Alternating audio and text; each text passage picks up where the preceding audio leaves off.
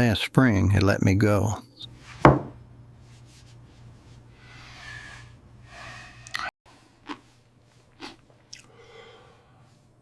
My badge didn't work that morning. I tried it again.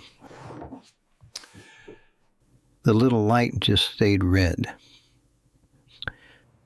Nobody said anything to me. That whole morning, I knew which elevator was slower.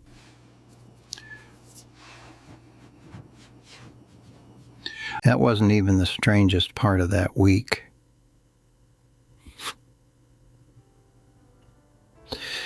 My daughter, she was the one who found it. She called me that evening after work, and she said, "Dad, I think you should look at something." She texted me a link. I didn't even know what I was looking at first. It was a job listing on one of those sites. It was my job. Same title, same department, same location, and the date on it, the date it was posted was... It was 4 days before they called me in, before they sat me down and told me I was being let go. 4 days. So I'm sitting there at my kitchen table, looking at this thing on my phone, and I'm trying to figure out if I'm reading it wrong. Maybe it was a different position. Maybe there's an explanation. But it wasn't a different position. I kept looking at that date. Just kept looking at it. They already knew. Before they told me. They'd already written the description, posted it, started looking for whoever was coming next. And I was still going in every morning, badging in, trying to badge in, drinking my coffee, doing my work. I don't know what you call that. Something else got to me a little later, once the first part settled. I still don't know when they actually made the decision. I grew up watching my dad work at the same place his whole life. 31 years at the same plant, and when he retired, they gave him a watch. He wore that watch every single day until he died. I think I always believed, I guess I always believed, that was just how it worked. You find a place, you put your head down, you do good work, and the place takes care of you. That was the deal. That was the unspoken thing. My first year there, I was 28. We had just had our first kid, and a recruiter called me, maybe 8 months in, offered me something, more money even. And I remember telling my wife, I said, "I'm not a jumper." That's what I called it, a jumper. Somebody who just leaves whenever something better comes along. I was proud of that. I was genuinely proud of not being that. I didn't think much about what I was trading for it. I turned down, I want to say 3 or 4 serious offers over the years. One of them was pretty good. I still think about that one sometimes. But I stayed because I thought that mattered. I thought staying meant something to them the same way it meant something to me. I don't know. Maybe it used to. Maybe that was true at some point and things just changed and I didn't notice. I really don't know. 25 years is a long time. I mean, you know these people. You go to their kids' graduations. You remember who had surgery. You know who takes cream in their coffee and who has the broken chair they keep meaning to get replaced. I knew the building, like physically. I knew which elevator was slower. I knew which bathroom on the third floor had the broken soap dispenser for about 6 months before they fixed it. I knew where the good parking was. You get comfortable. I think that's the word. You get comfortable and you stop asking yourself certain questions.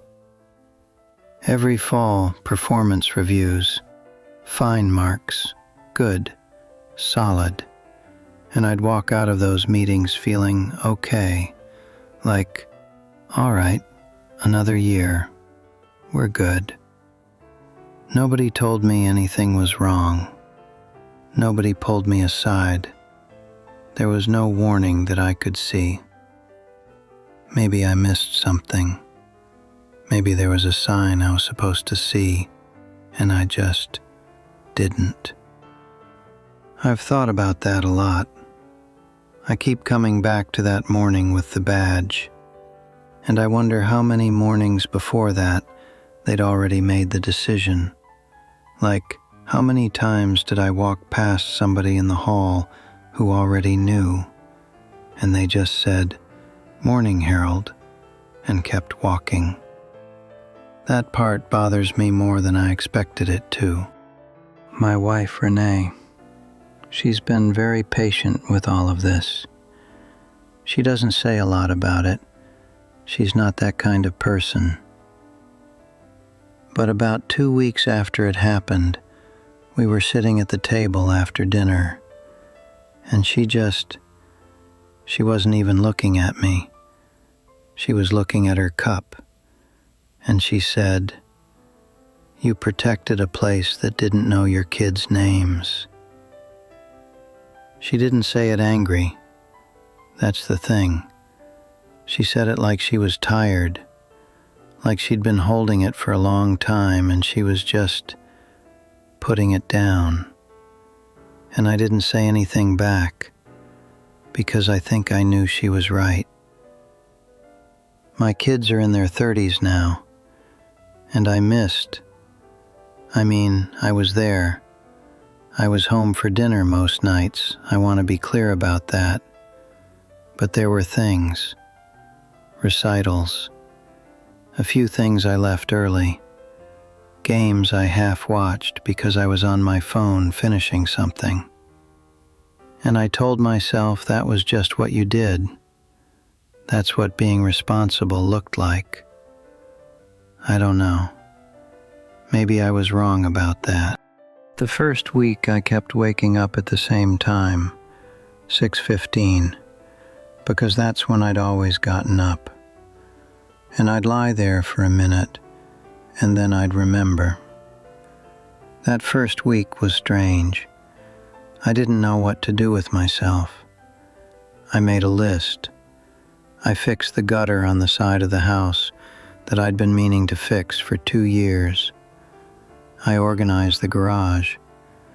I went to the hardware store twice in one day just to have somewhere to go. Renee didn't say anything about that either.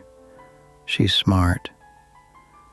The second week was harder because the list runs out, and then it's just mornings, long mornings. I applied for some things. My son helped me redo my resume. He's good with that stuff. And I'm looking at it, this document, and it's good. It looks fine. But I'm reading it and I'm thinking, is this me? It all felt very thin. People say, at least you have time now. And they mean well. I know they mean well. But I don't know what to do with that time yet. I haven't figured that out. 25 years of structure and then just nothing. I ran into somebody from the office, from my old floor, at the grocery store maybe 3 weeks in, and he saw me and his face did this thing, this quick thing, where he wasn't sure what to say. And he said, "Hey, Harold, how you doing?" And I said, "Good, good. And we both knew that wasn't true. I looked at that posting again a few days later, after the first time. They'd updated it, new details, more information about the role. And I thought, somebody's sitting in that building right now, at a computer, updating the description for my job. And they don't know I exist. I still wonder how long they'd been planning it. I'm not angry at whoever gets it. I want to be clear about that. It's not their fault. They're just somebody who needed a job. I hope it works out for them. I really do. We didn't know what to do next. Everything just stopped that day, and we had to figure it out on our own. I don't have a lesson from this. I just have what happened. I thought staying meant something. Maybe it did. Not to them. Or 25 years is a long time to not ask certain questions. I didn't ask them. If you've been somewhere a long time, you know what I mean. I still get up at 6:15. Habit, I guess.